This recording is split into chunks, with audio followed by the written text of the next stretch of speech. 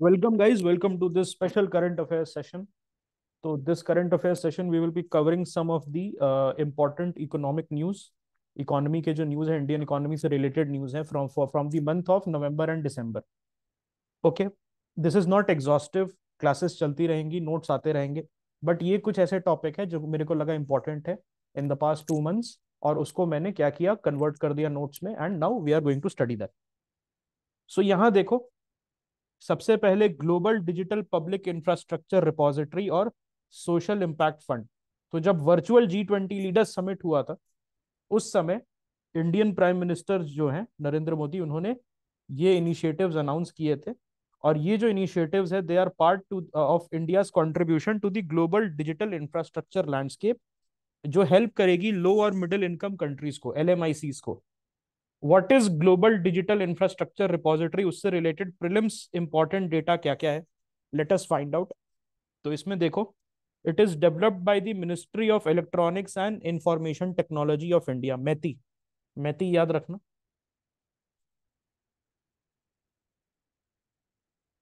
Ministry of electronics and information technology. Who is the METI? Minister of electronics and information technology right now. अभी कौन है? Who is the METI? Minister of electronics and, are you sure?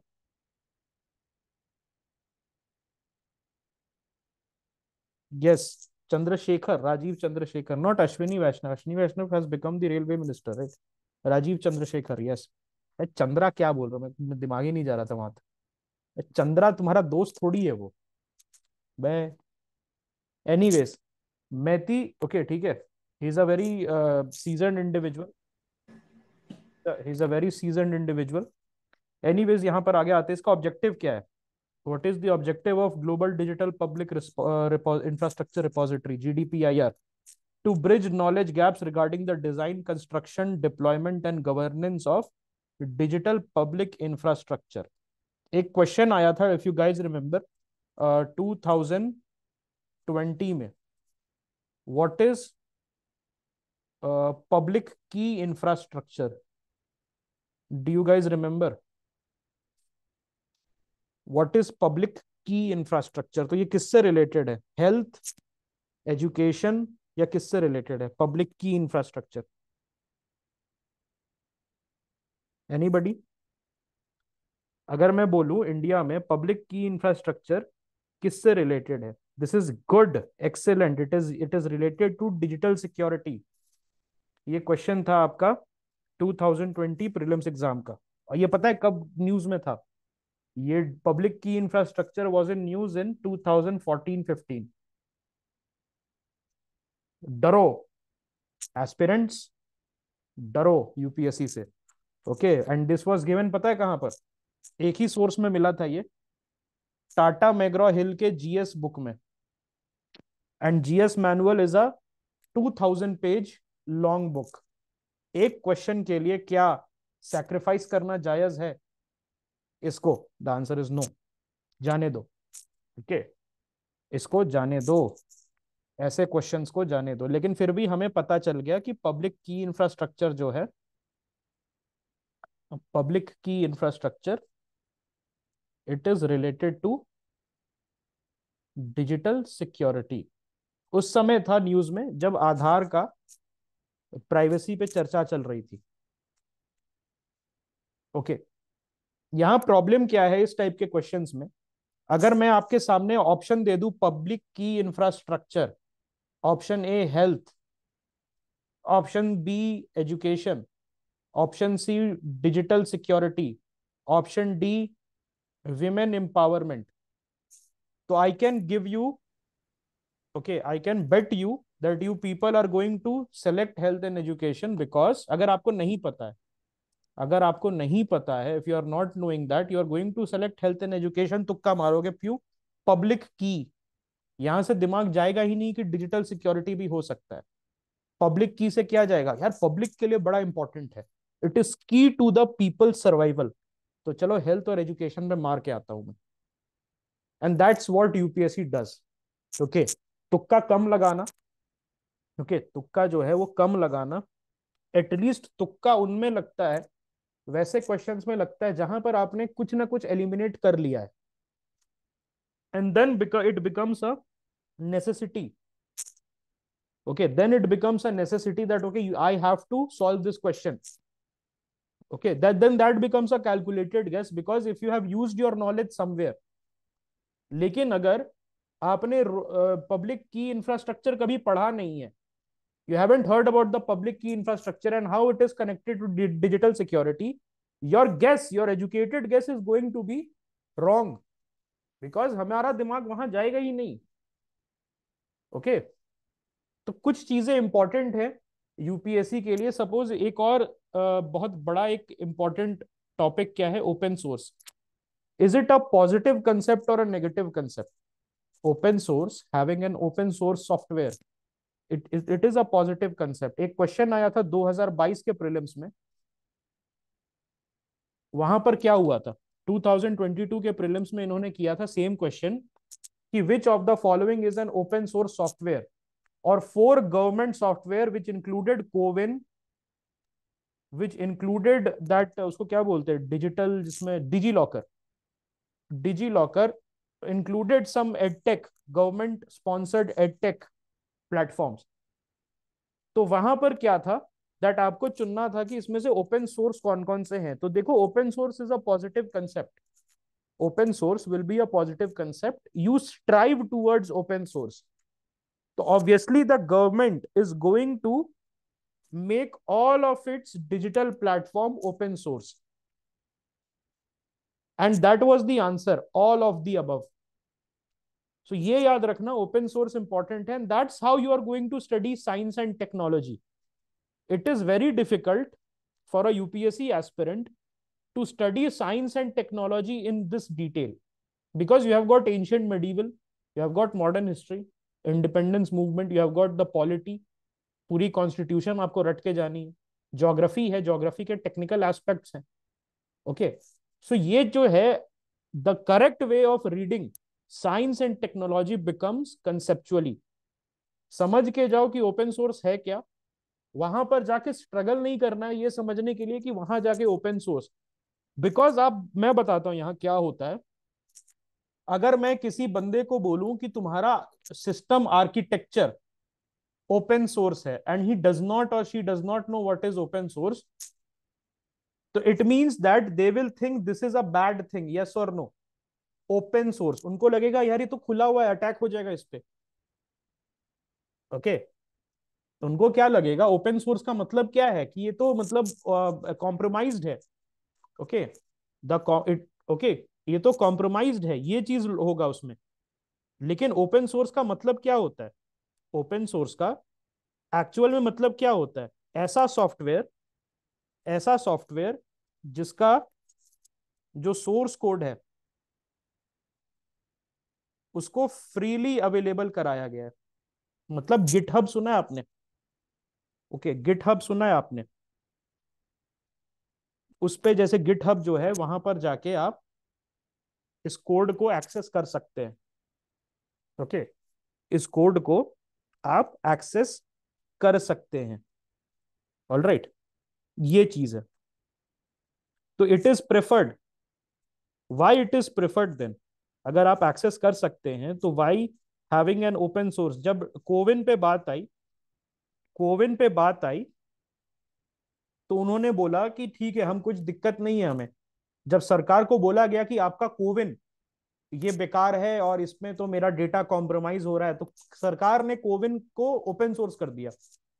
उसके पीछे का reason क्या है? उसके पीछे का ये रीजन है that then yes, people can contribute to the data architecture, and people can contribute to the data security as well. They can find the bugs. अगर मैं बोलूं कि ठीक है ये मेरे नोट्स हैं और मैं जितने भी आप लोग यहाँ प्रेजेंट हैं उनको मैं डीएम कर दूं, भाई देख लेना एक बार, and you people go through that notes, और आपको पता चला कि यार भाई यहाँ पर ना आपका फॉर्मेटिंग एरर है, यहाँ पर आपका स्पेलिंग एरर है, यहाँ पर कंसेप्चुअल एरर है, इसको ठीक कर लो. और जब मैं उससे ठीक करूंगा तो I will have the perfect notes. Okay, I will have the perfect note. All right. तो anyone who has that access to the source code which is made freely available can maintain and modify my system architecture. Okay.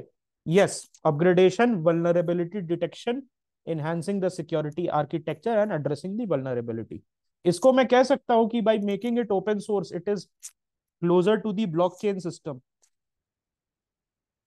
जहां पर control क्या होता है, decentralised हो जाता है.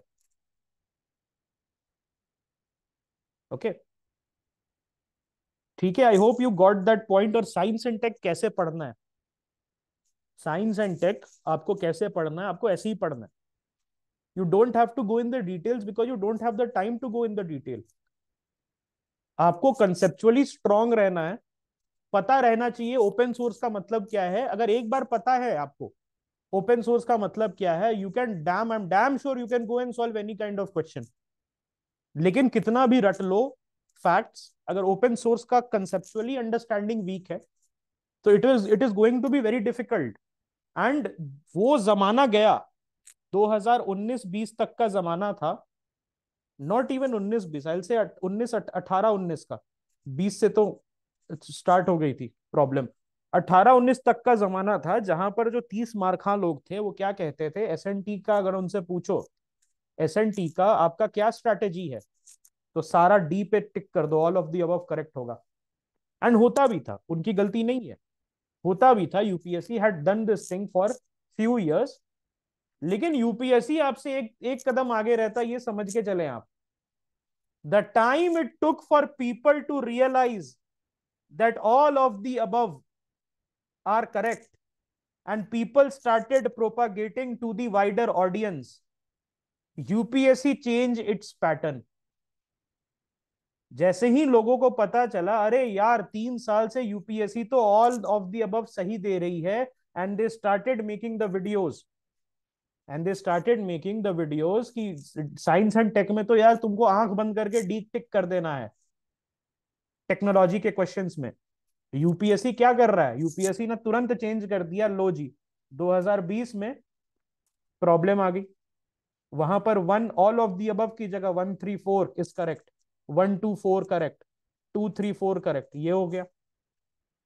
और यूपीएससी इतनी बेरहम कमीशन है कि अगर एक क्वेश्चन है आर्टिफिशियल इंटेलिजेंस क्या कर सकता है, तो आर्टिफिशियल इंटेलिजेंस का तो लिमिटलेस पॉसिबिलिटी होता है ना, उसका तो लिमिटलेस पॉसिबिलिटी है, something that we have not discovered yet. UPSC गलत कर देगा. एक क्वेश्चन था कि टेक्स्ट टू स्पीच क्या कन्वर्ट कर सकता है एआई, ट्रांसमिशन ऑफ इलेक्ट्रिसिटी में हेल्प कर सकता है एआई, और दो दो और ऑप्शन थे. UPSC deliberately made one wrong. UPSC deliberately made one of the options wrong, and aspirants were left scratching their heads कि भाई ये क्यों रॉन्ग है. एआई का पोटेंशियल तो लिमिटलेस है, और यूपीएससी का क्या हो सकता है रीजनिंग की उस समय ये पॉसिबिलिटी नहीं थी, इसीलिए मैंने इसको रॉन्ग कर दिया. तो टेक्नोलॉजी में आपके पास कोई ऑप्शन और नहीं बचा है, rather than going for full conceptual understanding. और अगर फैक्ट्स उस बीच में याद हो जाते हैं, that is a added bonus.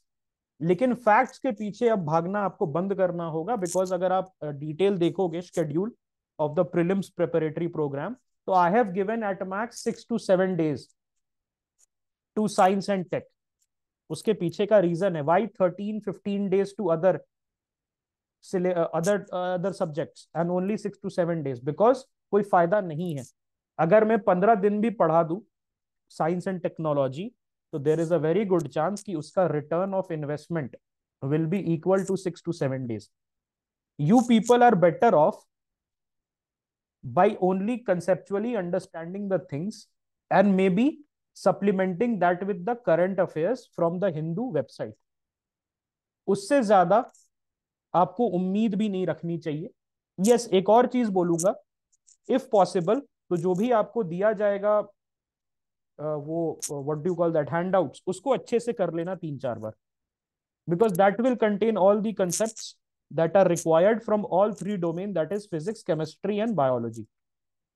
Anyways, coming back to GDPIR, Maiti ने डेवलप किया है. It is used to bridge knowledge gap regarding design, construction, deployment and governance of digital public infrastructure.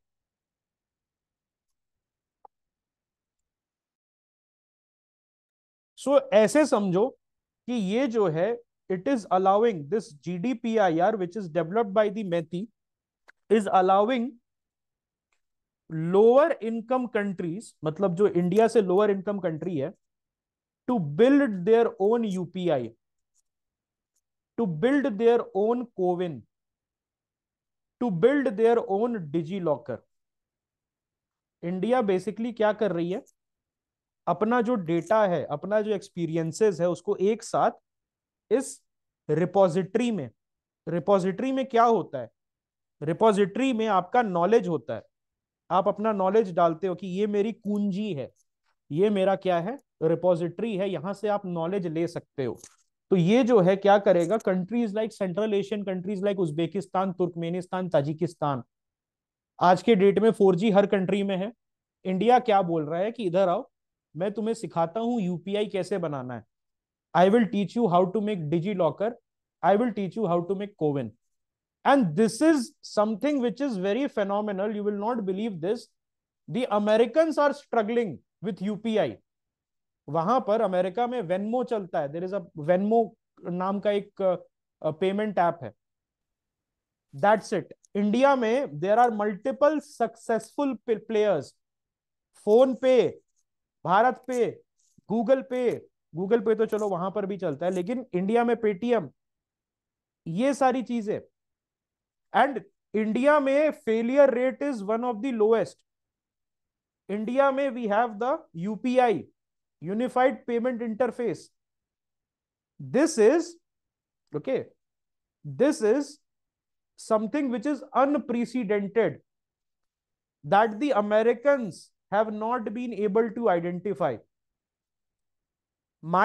One of my friends, he went to Australia and वहां पर उसने बोला कि भाई that it's a cash country. I have some few friends who are studying in Germany. वहां पर भी cash country है. you have to plan. यहां पर क्या है इंडिया में, if you are living in a Tier 1 और Tier 2 सिटी, आप घर से निकल जाओ मोबाइल लेके, आपको अपनी वॉलेट की जरूरत नहीं है. Okay. Whereas in other countries, even in developed countries like Germany and Australia, you have to understand that they cannot even comprehend where we have gone. Only China, I'll say, the Chinese have been able to replicate our success. Or rather, I will say we have been able to replicate China's success with WeChat. Okay. तो ये समझ में आ गया GDPR का concept क्या है.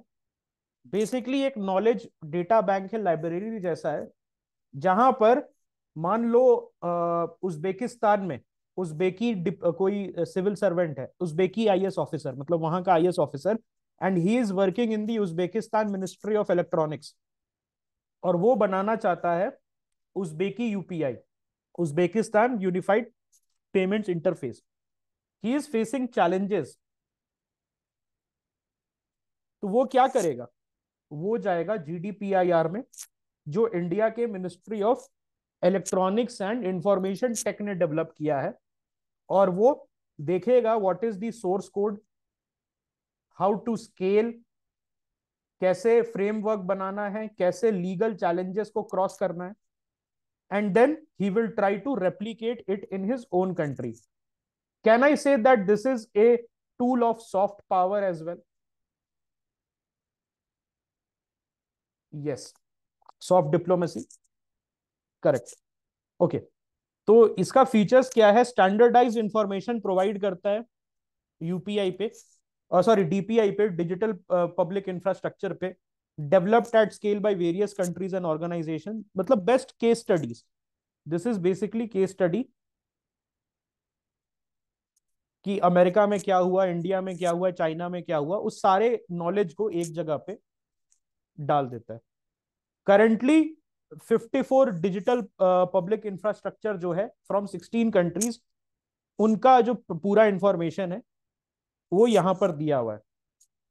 Okay, it facilitate sharing of best practices and learnings in digital infrastructure, adding countries in developing robust digital ecosystem. ठीक है, तो जीडीपीआईआर आपका हो गया। क्या पूछ सकता है प्रीलिम्स में? मिनिस्ट्री पूछ सकता है, और आपसे पूछ सकता है कि यहां पर बोल देगा ओनली फ्रॉम इंडिया, मतलब data is only from India, that is not correct. From 16 countries this data has been there. Okay, अब हम आते हैं सोशल इंपैक्ट फंड में। What is the social impact fund? So it's a government led multi stakeholder initiative to fast track digital public infrastructure implementation in the global south. Global south का मतलब क्या होता है? What do I mean by the global south? So देखो, global south encompasses in the broader view all the third world countries. और अगर ये world है, suppose this is the earth, उसको मैं इक्वेटर से बांटू तो ऊपर वाला क्या होता है? Northern hemisphere and the lower one is southern hemisphere. Okay, तो सदर्न हेमिस्फीयर की जितनी भी कंट्रीज है, ऐसा कहा जाता है, वो है, ऐसा कहा जाता है कि ये नीचे वाले अंडर डेवलप्ड है। इसमें क्या साउथ अमेरिकन कंट्रीज आ गया आपका, इसमें आपका African, majority of the African countries आ गया, इसमें आपका ओके बाकी सारे कंट्रीज आ गए। और इसमें हम देखते हैं कि वैसी कंट्रीज ओके जो डेवलपिंग कंट्रीज है, ब्रॉडर ब्रॉडर अगर आप देखो ब्रॉडर जो इसका डेफिनेशन है, उसमें all the third world countries आ जाते हैं। ओके, यस, साउथ एशिया वगैरह आ जाते हैं। India has committed an initial amount of 25 million US dollar. ठीक है, this is not important, just for your knowledge. And the fund will support technical and non technical assistance for countries developing the DPI system. मतलब जैसे 25 million dollar से क्या हो सकता है? आप जो है सोशल इंपैक्ट फंड यूज करके इसको एक्सेस करके you can hire engineers in your country. Suppose you are a poor country, आपके पास पैसे नहीं है कि आप इंजीनियर्स को हायर करो और उनसे बनवाओ, तो आप क्या बोलोगे? मोदी जी, मुझे 25 मिलियन डॉलर में से कुछ पैसे दे दो सोशल इंपैक्ट फंड से, मुझे अपने कंट्री में डीपीआई खड़ा करना है और I want to recruit some foreign engineers, उनकी सैलरी के लिए मेरे पे पैसा नहीं है। ओके, बहुत चीज हो जाएगी। 25 million converted to the local currency is a lot of money. 25 million कितना होता है? 1 मिलियन होता है 8 करोड़ 40 लाख। तो समझ लो कितना होता है। Modi ji has given one to close to 210 230 crore. 230 crore में कितने सारे आपका स्किल्ड पीपल आपको मिल जाएंगे? 210 220 करोड़ के करीब हुआ ना। ऑलराइट, इनका ब्रॉडर गोल क्या है? Include creating a framework for building DPI and mobilising finances for DPI development in the lower and middle income countries. Okay, वैसे हम भी तो लोअर इनकम है, लेकिन we punch above our weight when it comes to technology. India always punches above its weight, be it ISRO, be it DRDO, be it any organisation, be it HAL, India always manages to punch above its weight. Global South focus emphasis on LMICs, lower and middle income countries, and Global South underline India's commitment to aiding developing nations. ठीक है, तो knowledge sharing और financial support पे help करेगा जीडीपीआईआर plus social impact fund. ये जो है एलएमआईसीज में हेल्प करेगा बनाने में, क्या? डीपीआई। ओके, अब मैं बात करता हूं डॉलराइजेशन का। बहुत इंपॉर्टेंट टॉपिक है ये। कहां से आया है ये टॉपिक? कहां से आया है, कोई बता सकता है? Where in news? तो ये जो है अर्जेंटीना के प्रेसिडेंट थे, मिले। ओके, तो मिली जो है, ही सेज की जो अर्जेंटीनियन पेसो है उसको मैं हटा दूंगा। ओके, सॉरी, ई आई है, मिली। ओके, अर्जेंटीना का जो पैसा है जिसको हम पेसो बोलते हैं उसको हम हटा देंगे, and we are going to replace it with US dollar. इससे क्या इंपैक्ट हो सकता है उसको हम लोग देखते हैं। ऐसे ऑलरेडी यहां पर यूपीएससी क्वेश्चन पूछ सकता है, there is no country in the world which accept the US dollar. कौन सी दो कंट्रीज है? There are two countries who already accept the US dollar. One is Ecuador and the other is El Salvador. And you will not believe one more country is there which prefers the US dollar, and that is North Korea. That is North Korea. Maldives में रुपया चलता है, मालदीव्स में रुपया चलता है। Dollar will be accepted I think only by the tourist spots and the hotels. Hotels तो India में भी डॉलर एक्सेप्ट करती है। Go to Leela, go to Maurya, Sheraton, वहां पर आप दे सकते हो। You can ask them that you are going to pay in dollars. Hotels हर जगह लेती है डॉलर्स। लेकिन मैं बोल रहा हूं in general as a legal tender. Legal tender का मतलब क्या होता है? What do I mean by legal tender?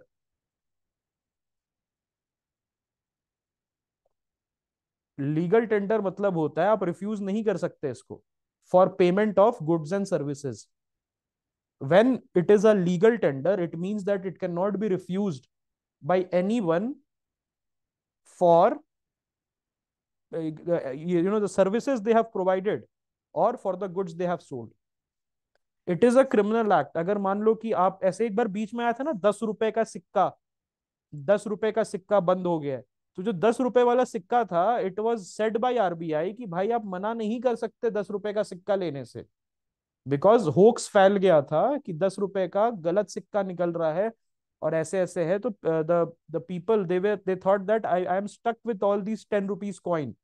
But then RBI came with a directive telling the shopkeepers and the service providers कि आप मना नहीं कर सकते, नहीं तो आपको भाई साहब हम जेल में डाल देंगे। डॉलराइजेशन का रीजन क्या होता है? देखो, दो कंट्रीज है, Ecuador and El Salvador, who have dollarised their economy. Reason for dollarisation तो एक्सचेंज रेट स्टेबिलिटी है, one of the reason. US dollar helps in stabilising the exchange rate, reducing concerns about currency depreciation. US dollar है क्या? US dollar is the reserve currency of the world. US dollar is the reserve currency of the world. Okay, it is a hard currency, people crave US dollar. उसके पीछे क्या reason है? उसके पीछे कुछ reasons है, उसमें से यूएस का इकोनॉमिक पावर, यूएस का सॉफ्ट पावर और यूएस का hard power. Why do you think United States build super carriers? India builds one carrier of 40,000 ton in a decade. United States build 10 carriers of 100,000 ton displacement in a decade. उसके पीछे reason क्या है? क्या America को जंग लड़नी है? नहीं। अमेरिका जो है इतना बड़ा नेवी क्यों रखता है? ताकि spirit of mercantilism and globalisation can be maintained across the world. Okay, why Iran, it considers Iran, Iraq, when Saddam was there, North Korea as its enemy? Because these countries, USSR, Cuba, these countries basically they have a restrictive economy. And America जो है उसका जो survival है, it is dependent upon free market across the world. इसीलिए America, आपको याद होगा IMF, which is controlled by the Americans, when it gives you the loan, क्या बोलता है आपको IMF? Open up, open up. Why? हमें ऐसे ही लोन दे दे, लोन तो लोन होता है ना, लोन तो लोन होता है, हमें लोन दे दे वापस कर देंगे, दैट्स इट। ये एक्स्ट्रा क्या बोल रहा है open up? Because the Americans उनका जो सिस्टम है that is free market capitalism, it depends upon all the arteries. Arteries क्या होती है? आर्टरीज ओशन के शिपिंग रूट्स हैं, उसके सस्टेनेंस पे, उसके सस्टेनेंस पे डिपेंड करती है। I hope everybody got the point. तो एक्सचेंज रेट हमेशा स्टेबल रहता है, यूएस डॉलर हमेशा डिप्रिशिएट नहीं करेगा because it is backed by heavy economic power, heavy soft power and heavy hard power. तो इसीलिए exchange rate will be stable. यहां पर बहुत ध्यान से देखना, क्योंकि I am damn sure there is a very very good chance that in this prelims they are going to ask you a question related to this, because this is a highly conceptual topic and UPSC in the economics zone, it loves the conceptual topics. Then it helps in inflation control. जब adopt करोगे dollar, एक stable currency जिसका history है लो inflation के साथ, okay, it can help mitigate domestic inflation, okay, particularly in countries where excessive money supply has been a problem. In Zimbabwe, one bar of ice cream, one bar of ice cream used to cost 500,000 trillion Zimbabwean dollar, because they were going through something called the hyper inflation. In which country McDonald's is the most expensive? Can you tell me in which country McDonald's is the most expensive? वहां पर मतलब McDonald's जाने में आपका जिंदगी की कमाई निकल सकती है। Answer is Venezuela, because Venezuela का जो करेंसी है that has been suffering from something called hyper inflation. And hyper inflation क्यों हो रहा है? Because the Venezuelan government started something called printing money. बहुत ही एक नया कंसेप्ट है, it has never been done before. किसी गवर्नमेंट ने तो आज तक इस प्रिंटिंग मनी को किया ही नहीं है, except so many countries like Weimar republic in 1929. You guys remember? A loaf of bread used to cost billions of marks in Weimar Republic, and this led to the rise of Hitler. तो hyper inflation जो है उसको counter करने के लिए सबसे सस्ता और टिकाऊ तरीका क्या है? Dollarisation. And Argentina has been going through this dollarisation. तो ये चीज हो गया, इन्फ्लेशन कंट्रोल होता है बिकॉज यूएस जो करेंसी है वो बहुत स्टेबल है। तो जो प्राइसेस है it will not at least rise on account of excessive money supply, okay. Then reduce transaction cost. Stable currency है तो ऐसा नहीं होगा, सपोज $1 इक्वल्स टू $1 ही रहेगा, राइट?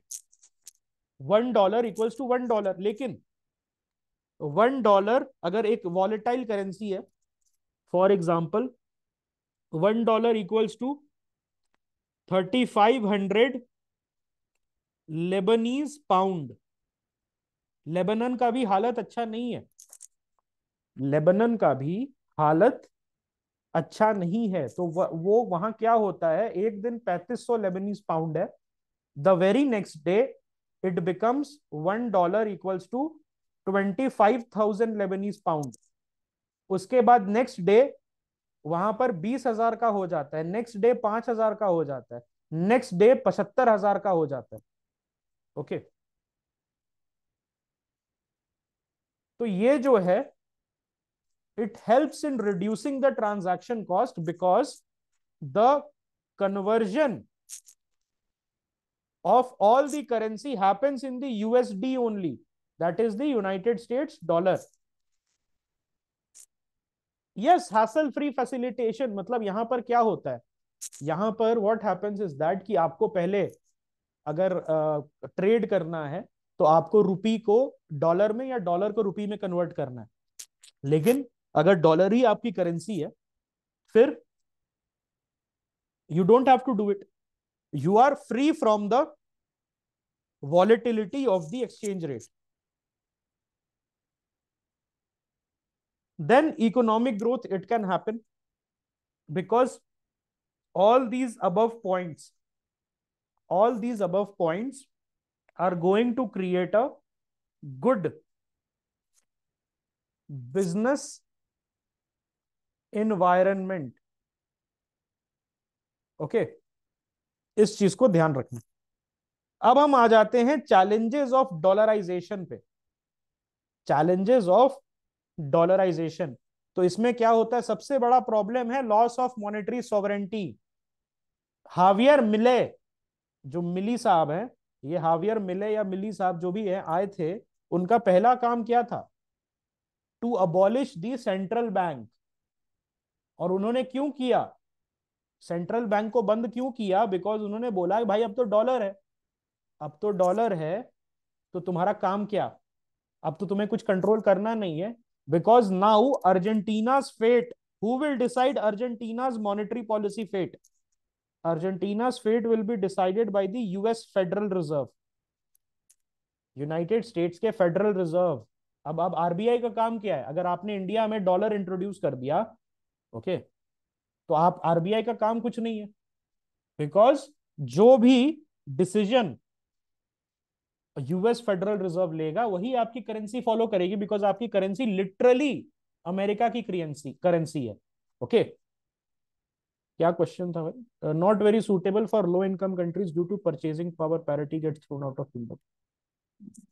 ओके, इसमें हाँ, you are correct, you are somewhat correct what you said कि lower income countries जो है obviously purchasing power parity issue होगा, and yes the prices will also rise.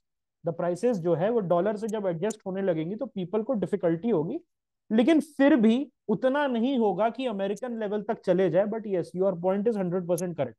अगर because any country by adopting the dollar they are going to see some kind of correction, not exactly to the US level of prices, but some level of they are going to say correction. So that you are correct in that regard.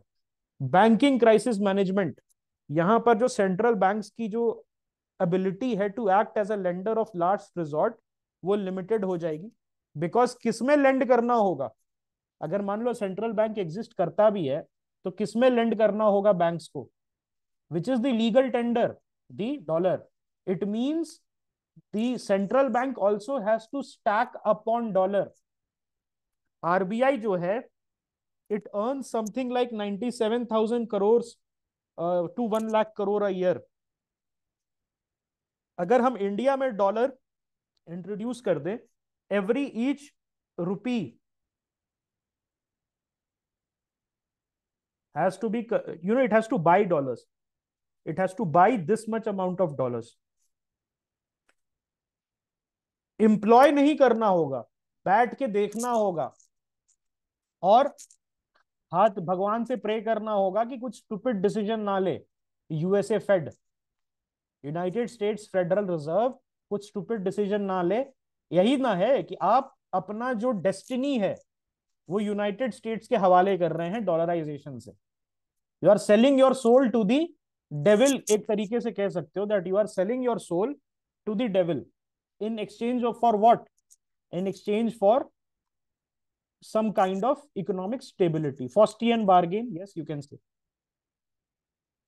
then no currency devaluation is possible। आप जो है export, currency devalue का मतलब क्या होता है, currency devaluation जो है इट मींस कि देखो devaluation is a natural process और एन अननेचुरल प्रोसेस। डिवैल्यूएशन मतलब currency has lost its value, it's a natural process और एन अननेचुरल प्रोसेस। नहीं, it is an un artificial unnatural process. Currency depreciation होता है ना natural, depreciation is natural, devaluation is unnatural, and this was a question in 2021-22 prelims which UPSC I think eliminated. UPSC जो है उसने question पूछा था कि devaluation always leads to exports being cheaper. वो क्वेश्चन था। If you guys go and see the 2022 paper, कराएंगे आजकल में, नहीं तो इसको डिस्कस करते हैं, ये बहुत इंपॉर्टेंट क्वेश्चन है। लेकिन उसको यूपीएससी ने आई थिंक हटा दिया था।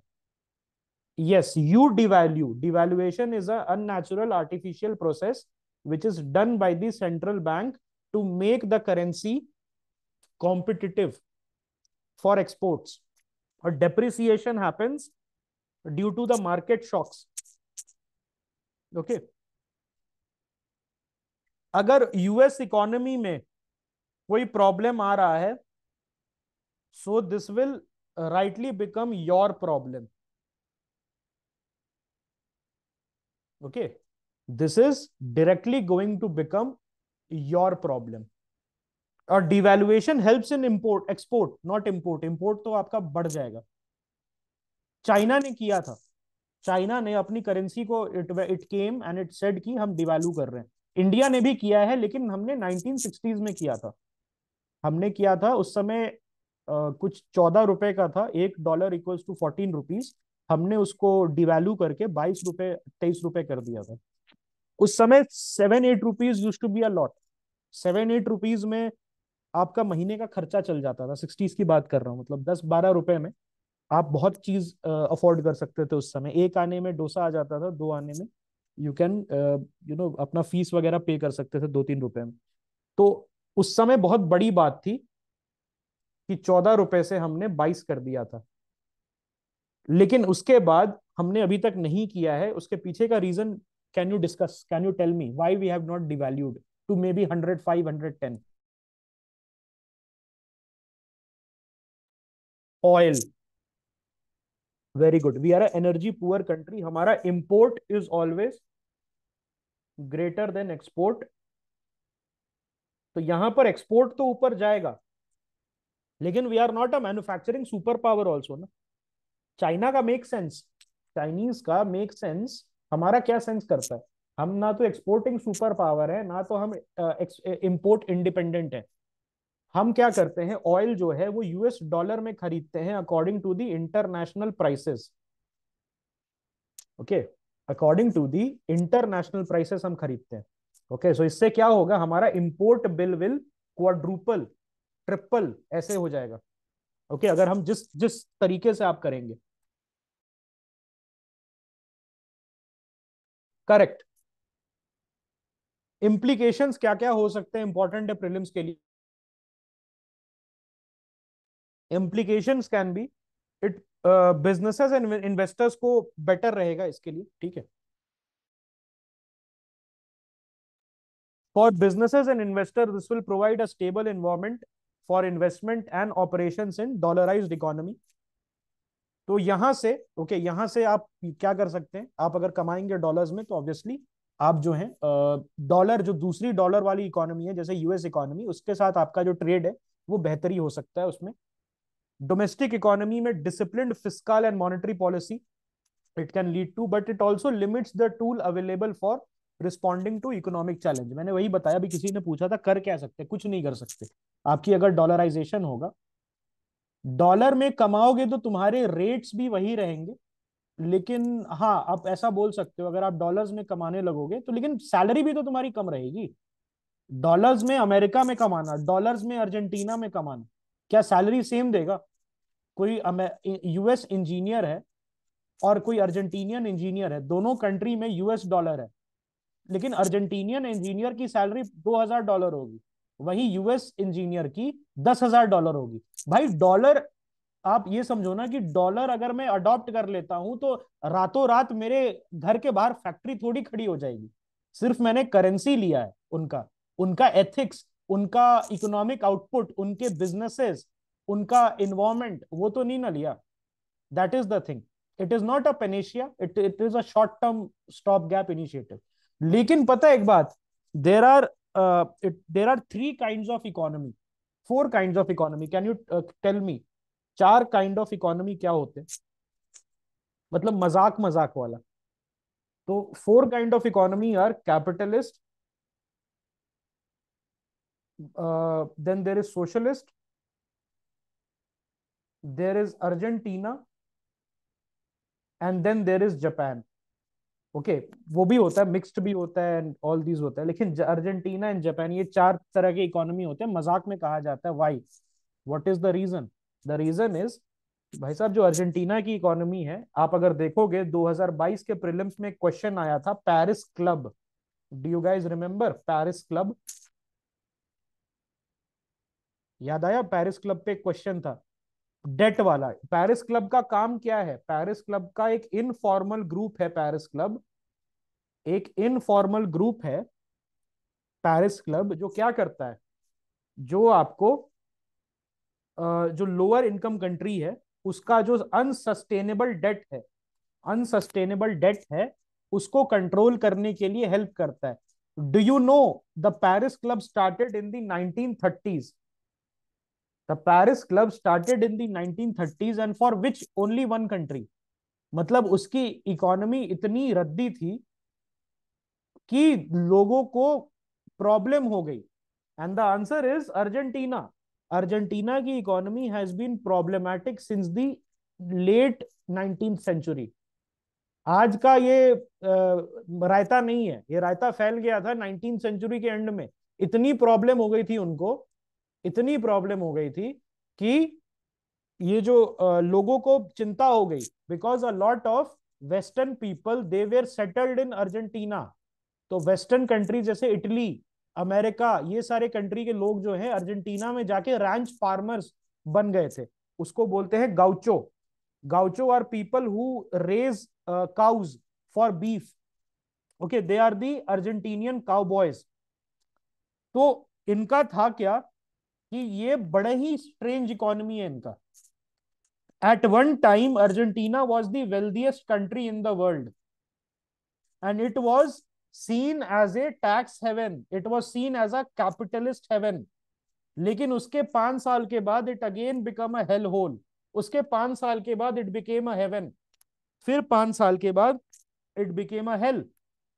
हावियर मिले जब आया था अर्जेंटीना में, प्रेसिडेंट अभी बना 2023 में, Argentina is going through a crisis. In 2017-18 it was one of the best economy in the world because it is stuck in the boom bust cycle। कल हम पढ़ेंगे इसको बिजनेस साइकिल में, बट अभी समझो it is stuck in the boom and bust cycle. होता क्या है समझो, बहुत बेसिक रूप से समझाता हूं। यहां पर जो है एक इकोनॉमिक डिप्रेशन आता है अर्जेंटीना में, देन यहां पर गवर्नमेंट स्पेंड करती है तो बूम आता है, फिर वो अनसस्टेनेबल स्पेंडिंग होता है तो फिर डिप्रेशन, फिर स्पेंड करती है, फिर बूम आता है, ऐसे करते करते चलते रहता है। Argentinian government bonds are being sold at 75% interest rate. बहुत रिसेंटली अर्जेंटीनियन गवर्नमेंट बॉन्ड जो है वो 75% इंटरेस्ट रेट प्रॉमिस कर रहा था, because nobody was willing to invest in Argentina.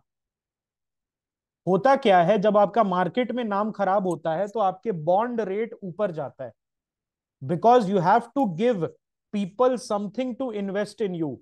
Suppose मेरी कंपनी बहुत अच्छी है, अब बताओ ऐसा टाटा का बॉन्ड है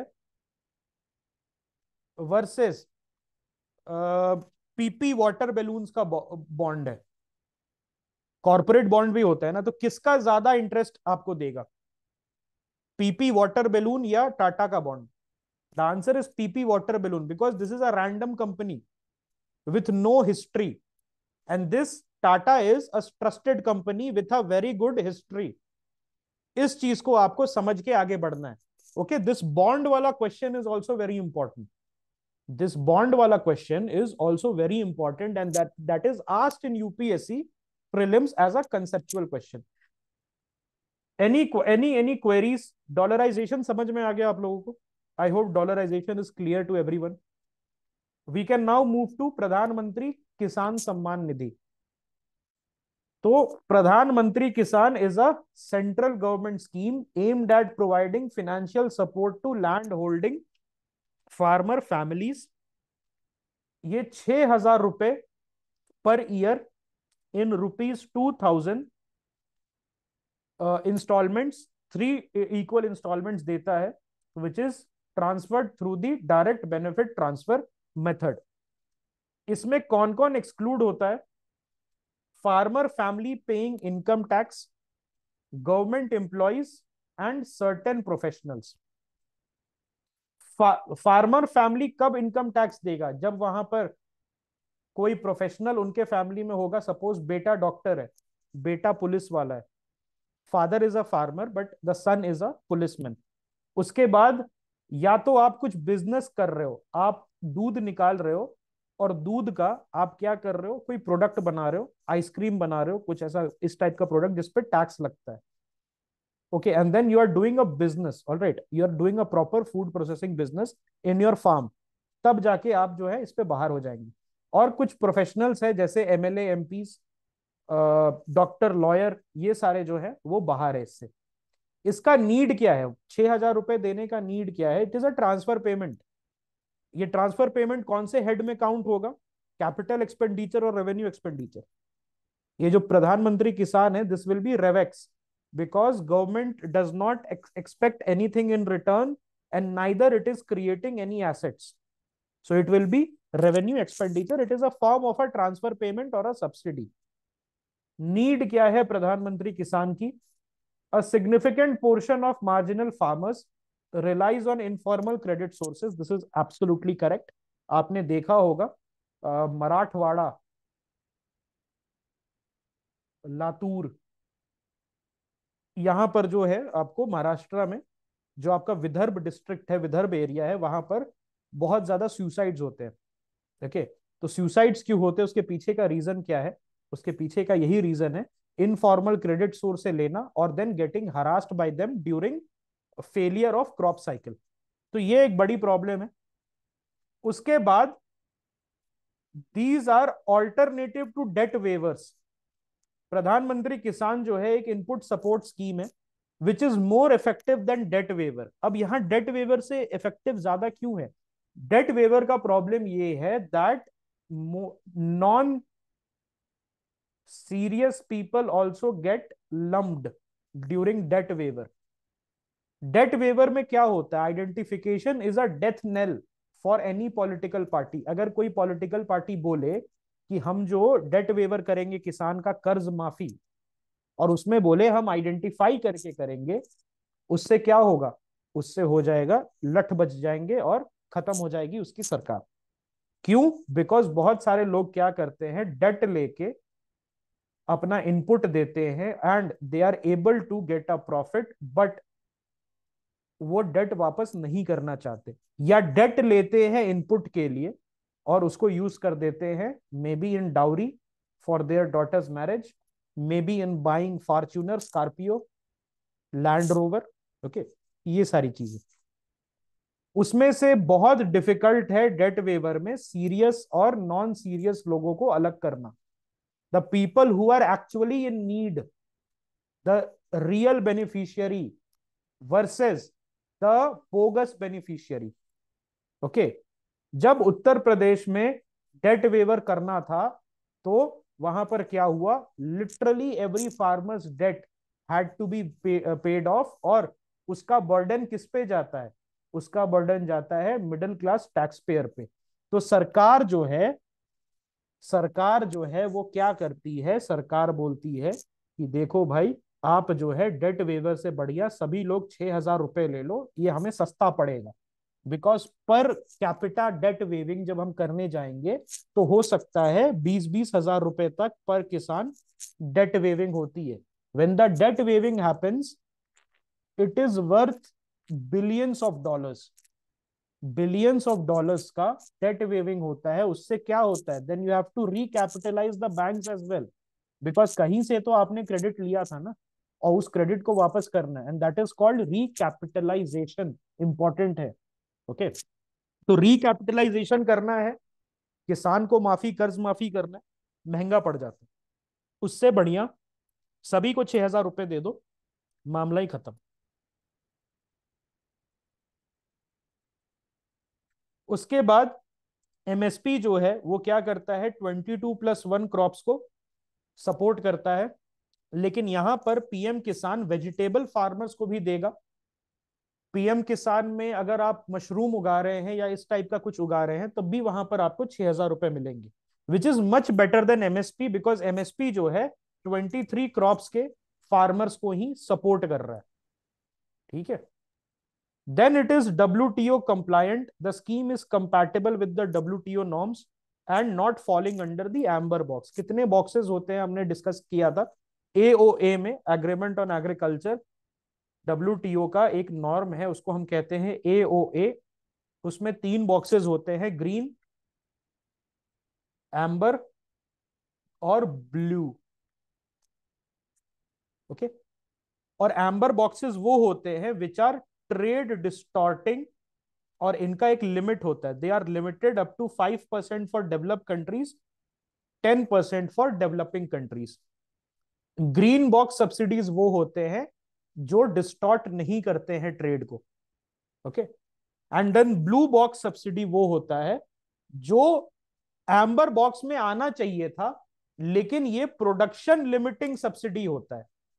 मैंने उस दिन बताया था आपको दैट अगर सपोज कोई फार्मर है ओपीएम उगा रहा है, उसको हम अगर डायरेक्ट पैसे दे रहे हैं कि भाई ओपीएम मत उगा, okay, take this money and do not grow the OPM, तो वो हो जाएगा आपका, वो क्या हो जाएगा, that will be blue box subsidy, because you are limiting production. Although you are giving some kind of direct support, लेकिन you are not distorting trade, or you are not in the long run increasing the production. Okay. ये जो है PM किसान, this is not directly for, this is not directly for production increase, this is more intended.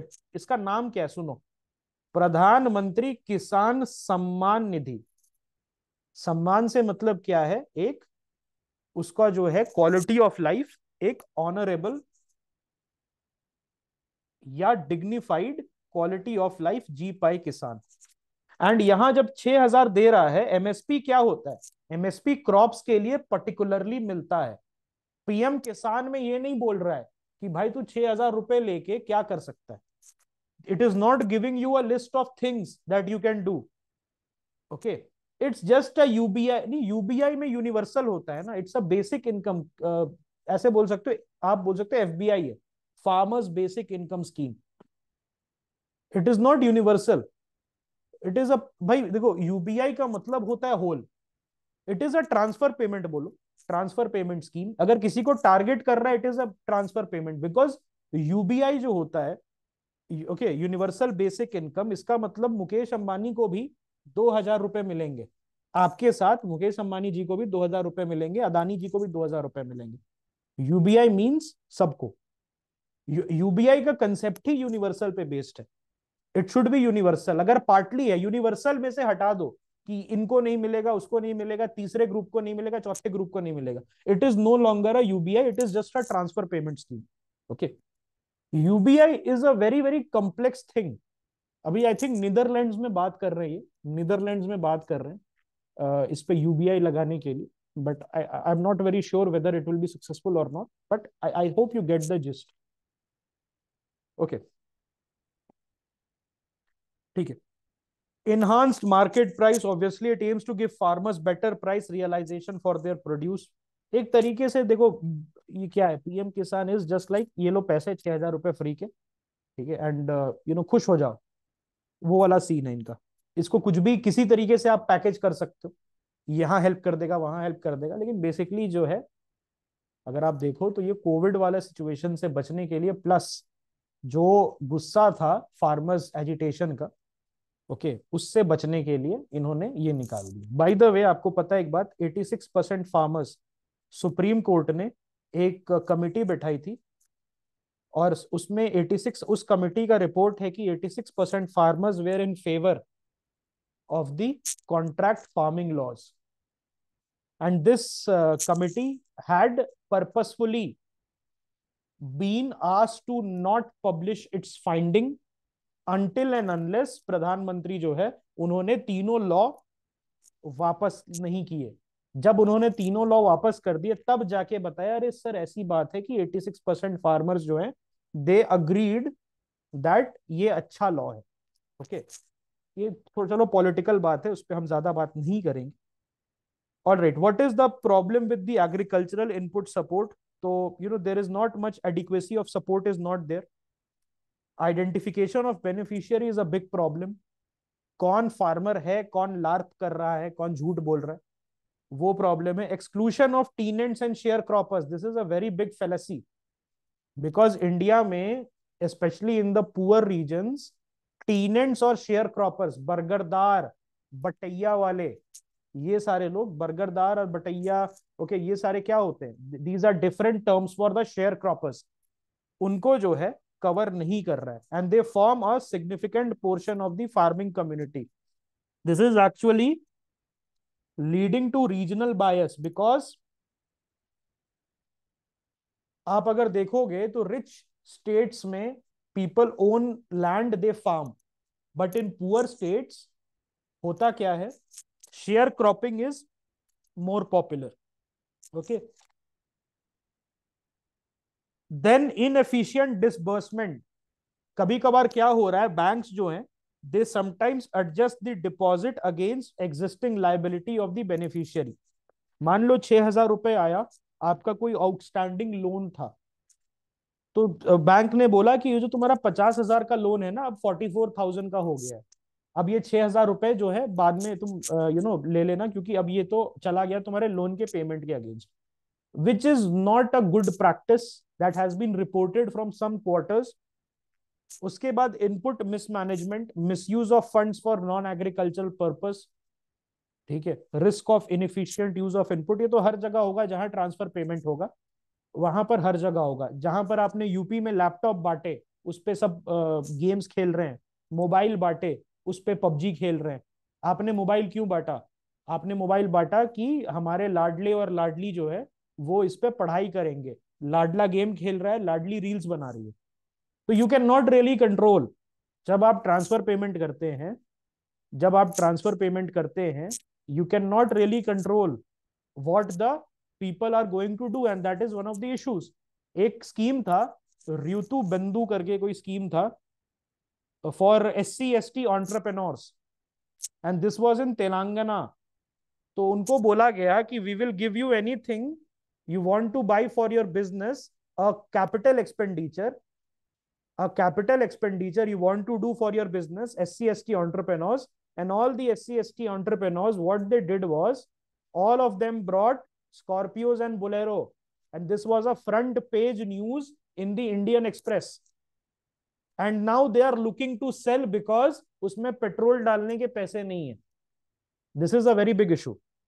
This is also a short term solution. भाई, India की जो agriculture है, it is facing some structural challenges. Okay, तो उसमें ये पैसा दे के चुप कराने वाला स्कीम जो है, बहुत शॉर्ट टर्म चैलेंजेस है। ओके, मॉडल टीनेंसी एक्ट, आपको क्या करना है, लैंड टीनेंसी को जो है उसमें उसको फॉर्मलाइज करना है, जिससे जो एक शेयर क्रॉपर्स हैं, जो टीनेंट्स हैं, specially in poor areas, they can benefit. उसके बाद सपोर्ट इन काइंड आप दे सकते हो to stop misuse of funds by the beneficiary. उसके बाद digitalization of land records, which is very essential for accurate identification and inclusion of beneficiary. All right, any doubts?